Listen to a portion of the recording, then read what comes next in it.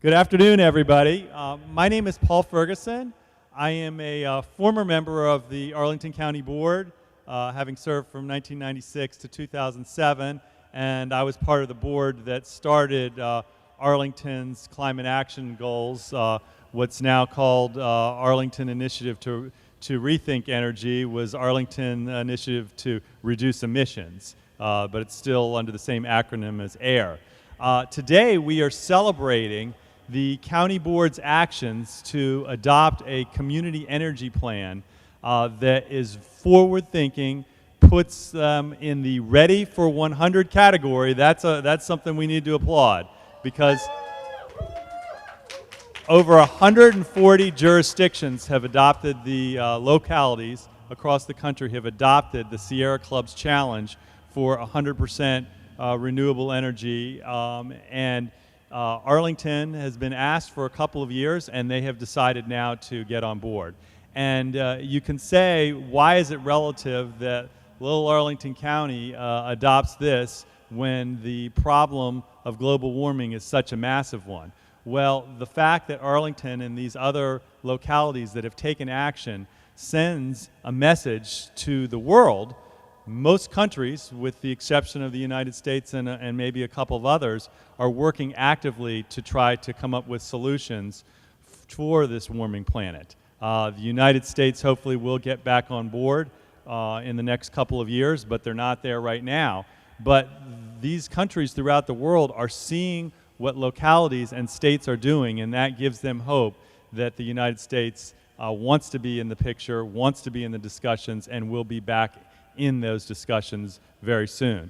I also think it's no coincidence that Governor Northam and the Commonwealth of Virginia just this week announced goals that are very similar to what Arlington's are. So maybe they didn't take notice of what Arlington's doing, but maybe someone will take notice of what now both Arlington and the Commonwealth of Virginia are doing to achieve this carbon neutrality.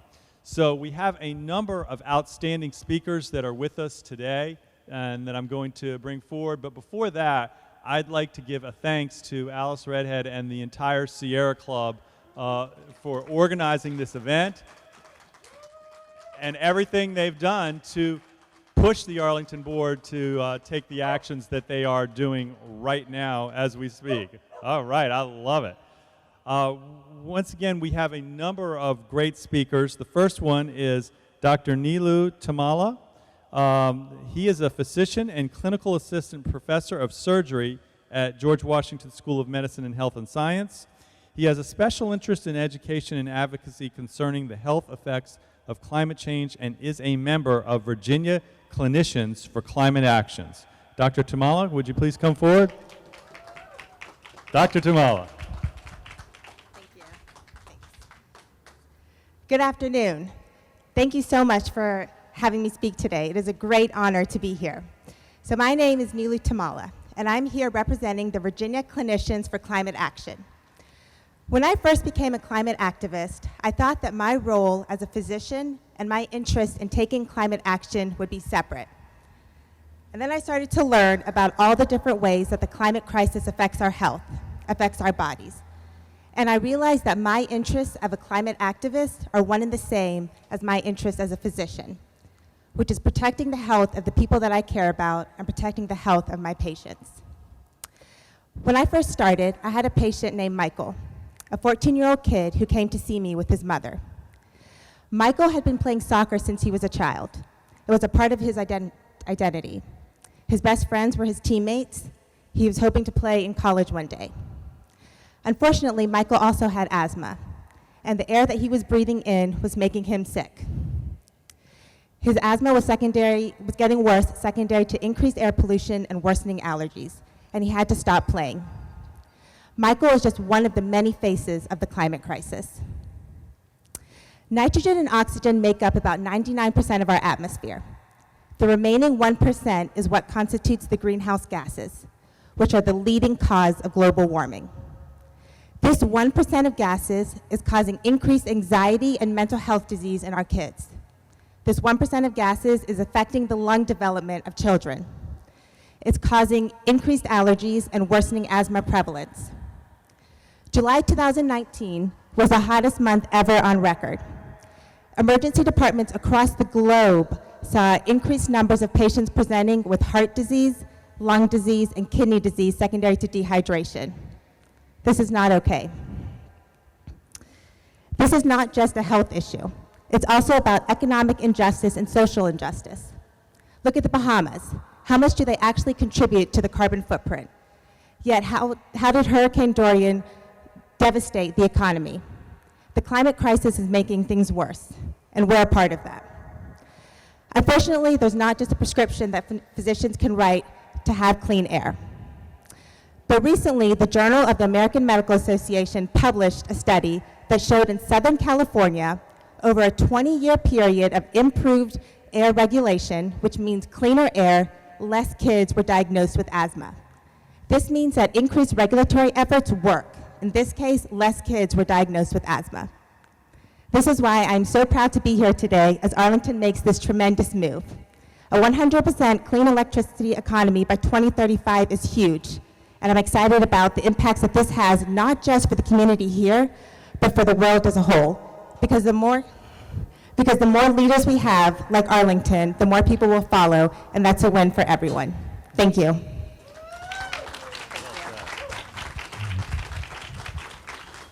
Thank you, Dr. Tamala. Those words were inspiring, and it's fitting you talked about young people as they are leading us in this journey to come up with solutions for the warming problem.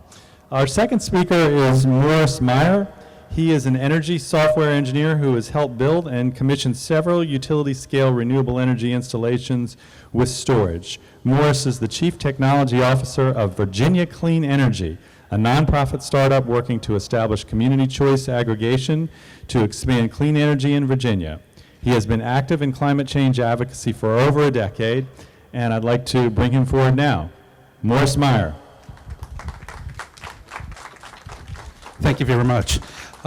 We're very heartened that the Arlington County Board has taken a bold step for 0% emissions by 2050. As we know, Arlington has electricity that feeds the power system. It has natural gas. It also feeds our heating usage. And decarbonizing Arlington's usage is a large job. We, in Arlington, typically we spend about 3 billion kilowatt hours of electricity every year. And so decarbonizing all that load is a challenge. And what I'm here to say is that with the clean energy revolution, we're at a tipping point between old-style fossil fuels and clean energy technologies. Fossil fuels are something you have to dig up out of the earth. You have to keep on digging it up to power your power system, and they're well and happy to deliver that pollution and keep on denying things.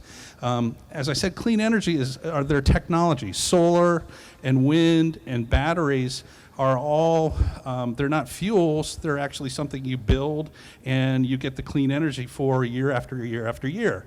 And the interesting thing about clean energy is that as you build 1 billion solar panels, as you build billions of energy cells, as you install bigger and bigger and larger turbines, wind turbines, the price for that power goes down year after year, billion after billion energy cells. And what we've seen is a rapid competitiveness between solar and wind power and fossil fuels, such that solar is at the point where it doesn't make sense for us to build a new gas-powered power plant. And so the board has really taken a bold step. They've got a great plan for decarbonization, and we need it. As part of our research for a feasibility study for a municipal aggregation pilot here in Arlington, we've looked at the temperatures over the last 20 years. And the temperature here in Arlington has gone up 1.7 degrees Fahrenheit since the 2000s. That's 0.9 Celsius, which is very close to the 1.5 degrees Celsius that the IPCC says is a tipping point to very bad days. And so it's necessary that we take this bold step.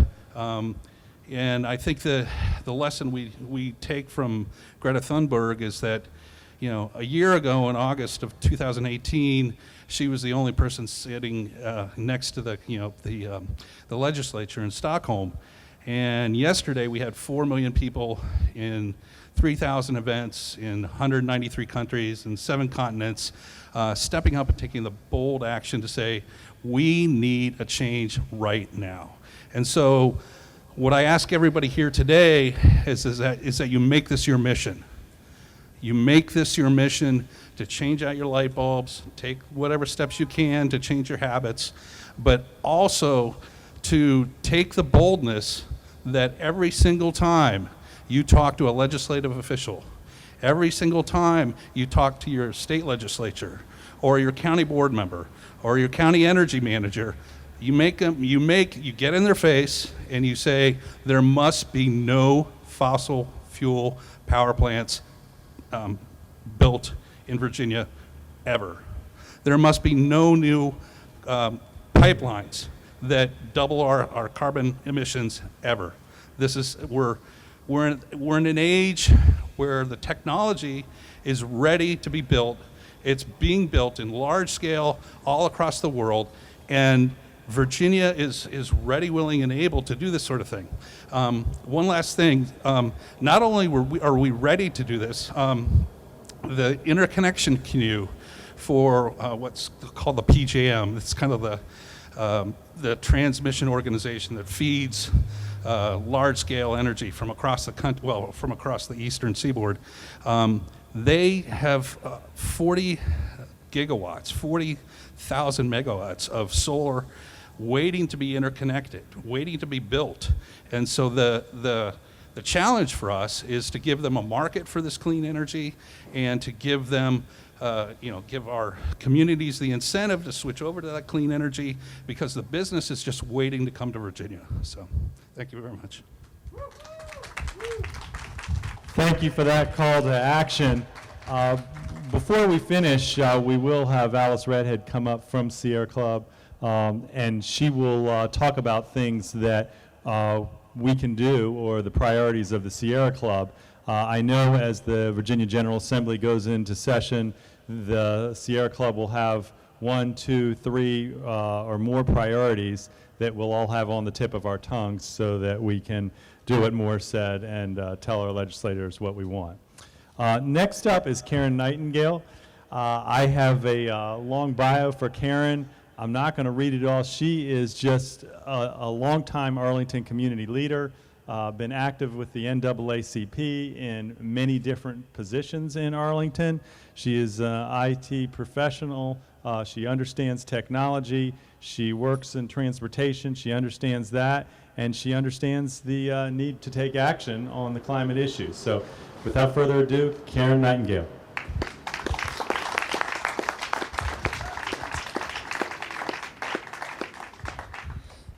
Good afternoon. Thank you. As he said, my name is Karen Nightingale. I'm the past president of the Arlington branch NAACP and currently serve as the executive director. Our current president, Julius Spain, sends his regards as he's attending an important NAACP function and somewhere in Virginia today, wherever Julius is. On behalf of that, our entire leadership team, the Arlington branch NAACP, we would like to applaud Arlington County Board decision soon today to adopt a new community energy plan and make a commitment to reduce our emissions on a timeline that actually acknowledges and appropriately responds to the challenge of avoiding catastrophic levels of climate change. Now you're trying to figure out what in the world is the NAACP talking about climate change. Well, I'm going to tell you. We're the oldest civil rights advocacy group in the past century. The NAACP recognizes the environmental policy and climate change as urgent, critical civil rights issues. On one hand, our current fossil fuel energy system has long represented a form of hidden violence against brown and black communities. Historically, people of color have been and continue to be disproportionately impacted by air and water pollution, largely in big cities. because of the dirty, dangerous infrastructures and waste pits of our fossil system. They've been imposed on different areas of our community. I'm here to tell you that as a phenomenon of environmental racism is alive and well in Virginia too.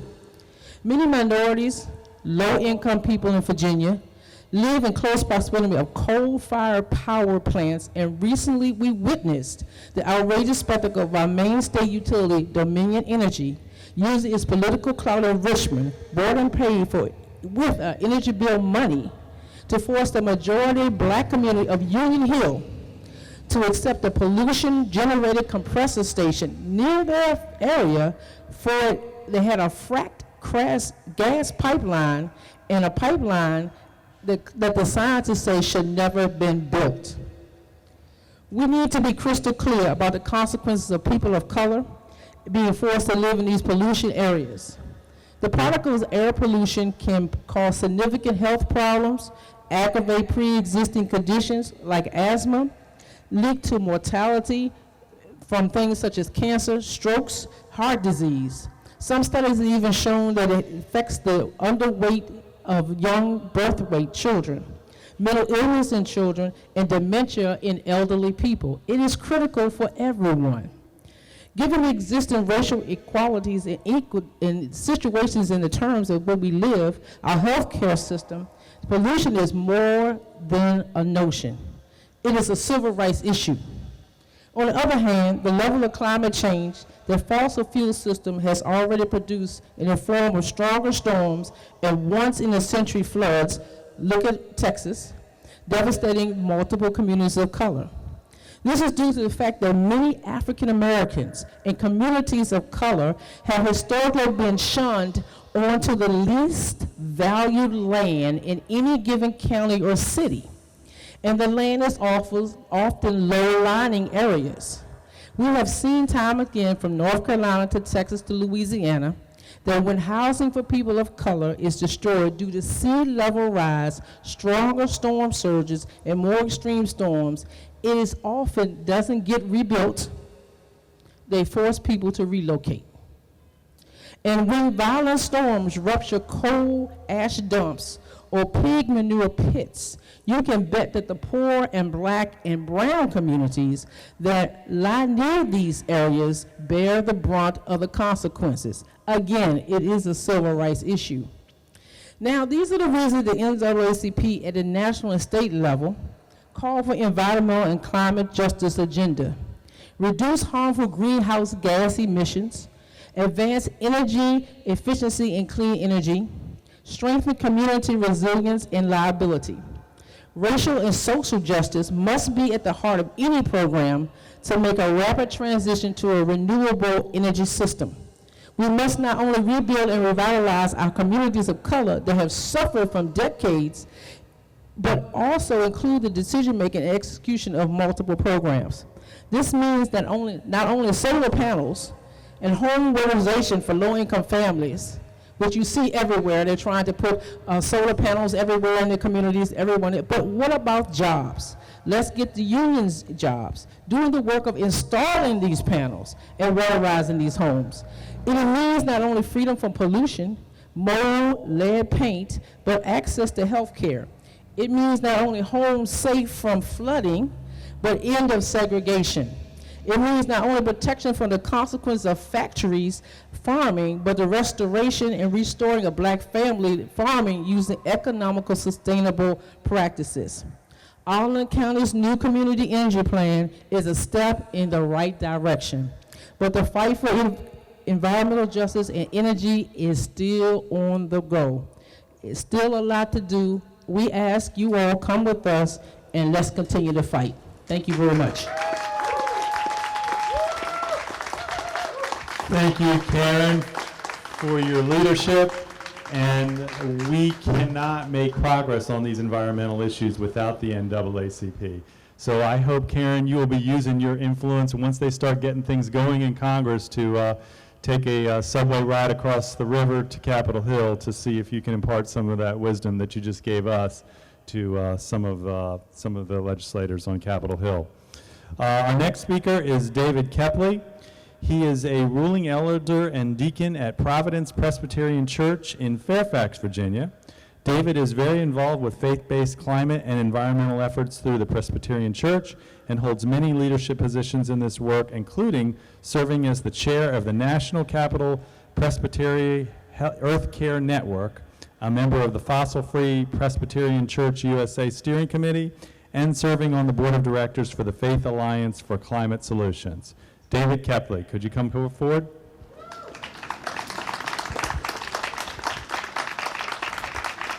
Thank you, and good afternoon. It's a very generous introduction.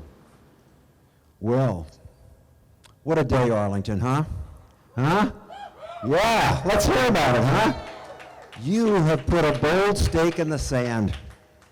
You have joined with over 140 other local jurisdictions in 7 states to try to do something about the climate crisis. Notice I'm using that word very selectively and very intentionally. You have said by your action that yes, greenhouse gases are a problem. Yes, humans have some role in it, in this very sad story. But just as equally, we have also said if humans cause this problem, humans can also address this problem, right? Oh, there we are. I wondered if you were still there. Okay, good. But, you know, for people like me, this is a sign of hope. Hope is really one of the central portions of what it means to be a person of faith. I see in this action a new heaven and a new earth being born before my very eyes. You Arlingtonians have heard the clarion call. Scientists tell us that we have about 12 years to turn this around. So waiting around and twiddling our thumbs won't cut it. You get it. I wish the people in my county, Fairfax, would get it too. So, what's at stake? Yes, thousands of plants and animal species will become extinct, and that will have as unforeseen impacts on all life forms. But folks, it's not about penguins and polar bears and puffins. It's about people, okay? The impacts of our having failed to be good stewards of God's creation have been felt by the poorest, most vulnerable members of our human family, the very people Jesus cared for the most. For example, we have created massive toxic coal ash ponds in parts of the country located near disadvantaged communities. During the hurricane last year that devastated North Carolina, that coal ash overflowed its ponds and leached out into the soil, poisoning the well water of African American communities. Rising seawater threatens low-lying areas in desperately poor places like Bangladesh and Norfolk, Virginia. The American Lung Association estimates that more than 150 million people on the earth live in areas where the air quality puts their health at risk.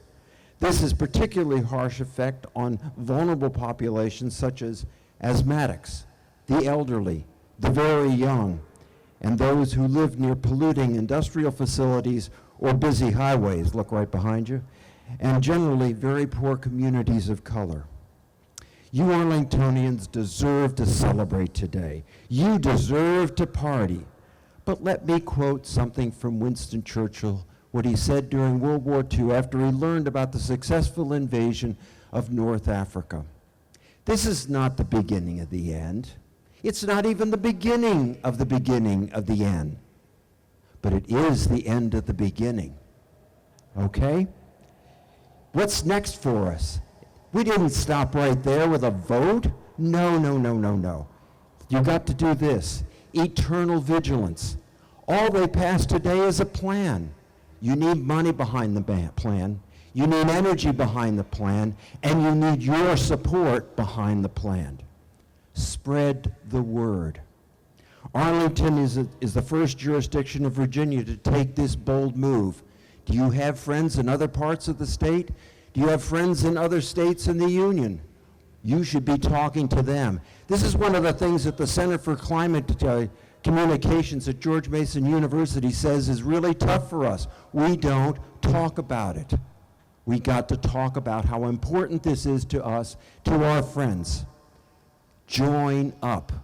Politicians pay attention to numbers. It's a goofy thing, but it's true.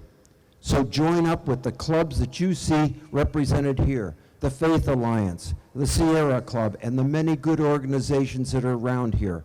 Join up, because you know what? Democracy is not a spectator sport. You've got to join to make a difference, and it's the most serious business of our lives. Our children and our grandchildren's lives are at stake. Pretend like that's true, because it is. And finally, most important of all, vote. This year, Virginia is having an off-year election, okay? The members of the County Board of Supervisors that you just heard upstairs are all up for election.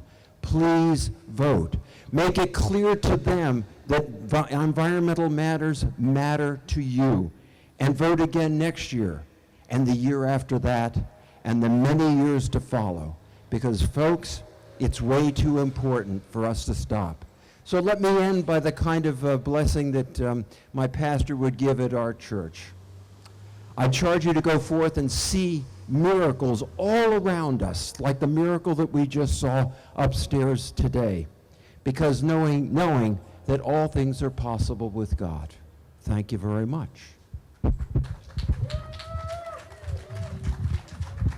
Thank you, David. Progress will not be made without partnership from the faith community. So thanks for what you're doing and what you and others will do to convince others in the same position to take action. Today, once again, is a celebration of what the Arlington County Board has done, adopting a community energy plan that promises to be carbon neutral by the year 2050. With us today is the Arlington Board Chairman, Christian Dorsey, who led the effort on this. He led the discussion, which wasn't necessarily smooth and easy, but in the end they got through it and adopted what we are celebrating today. We're here to thank Christian Dorsey, the chairman, and the board primarily, and we would now like to hear from him for a few minutes. Chairman Dorsey. Thank you. Thank you all. It will be a few minutes because we're taking a little short break. You all are awesome. I got to tell you, I was reminiscing, and I'm going to call out someone specifically, but I know that he was buttressed and supported by all of you. But I remember when Rick first, as activists and advocates do, sought a conversation about Ready for 100 and the goals behind it. And Rick can probably attest to this. You know, what I as a public official, what we do when we hear really ambitious goals, we immediately go into all of the ways it might make us uncomfortable, right? Whoa, this is too ambitious. This is too much. This is too soon. But fortunately, in Arlington, when it comes to sustainability, we don't have that, we do have that knee-jerk reaction, but we think about it, and we think about whether or not it is actually doable, because there was never any disagreement. We, of course, wanted these goals, but we wanted to make sure that we would be one of those communities that actually achieved them. Didn't just say it to get a nice little blurb in a press release, but that would be known eventually for realizing those dreams. So we poured over it, and we thought about it, and we began to see a path, and that path became clearer and clearer as we went along. And here we are today, and as I concluded my comments just upstairs, first community in Virginia to commit to carbon neutrality by 2050. First community in Virginia to commit that all of its community electricity needs are 100% renewable by 2035, right? And that we're going to make sure that we put our money where our mouth is and hold county government facilities to that same standard 10 years earlier, 2025. I am excited about the future. Thank you all for being here today, and stick with us. I appreciate it. Thank you, Chairman Dorsey. And I just want to thank everybody for coming out today. As Christian Dorsey said, this is a really monumental occasion. This is huge for Virginia. And I work for the Sierra Club Virginia chapter, and we have been working on this Ready for 100 campaign for a couple years, and it wasn't always easy. There was obviously a lot of confusion about this goal and this very ambitious ask. And finally, we've gotten to a point where everybody's on board, so that's very exciting. But this is a lot bigger than just Arlington, and I think that's critical to address. As many of the speakers have mentioned, there are incredible impacts that we're already facing, obviously worldwide, but in Virginia as well. We're being threatened with pipelines, mountaintop removal, coal mining, extreme flooding on our coasts, even on sunny days. And we're seeing more kids going to the hospital with asthma and with heat-related illness, et cetera, et cetera. We have a great graphic that says apparently ticks are getting worse too, which if you like to be outside like me, that's not something you're excited about. But the really exciting thing is that we do have the solutions, and I think this has shown that today, and we have an opportunity, and we're taking it. And what we think is that, and we truly believe, and so does Arlington, and in the plan themselves, they've stated that they see this as a great opportunity to lead the way and help other localities follow. They're going to do everything in their power to get other localities to team up, join together, do this as a regional effort, go across the state. And that's what we really need right now, is someone like Arlington County to open that door and set that example so others can follow. And also to just send a really strong message to our state legislature and to our utility that right now, with this goal that Arlington has passed, our restrictive barriers to clean energy at the state level and with our utility are now directly hindering the county's ability to achieve its goals, and for everyone in the county to achieve their values and we moved to Arlington for a reason. And so now they're directly hindering the will of the people, and we're not going to stand for that. And so the more that we can be building this momentum and spreading this message elsewhere, the stronger we get and the louder that message becomes. So I see this as the beginning of a really great transformation. Obviously, people have talked about voting and getting involved in other ways and do that all as well. But I just wanted to leave you all with, first of all, thank you for coming, but just that message that we should be really excited today. This is a great day. Thank you.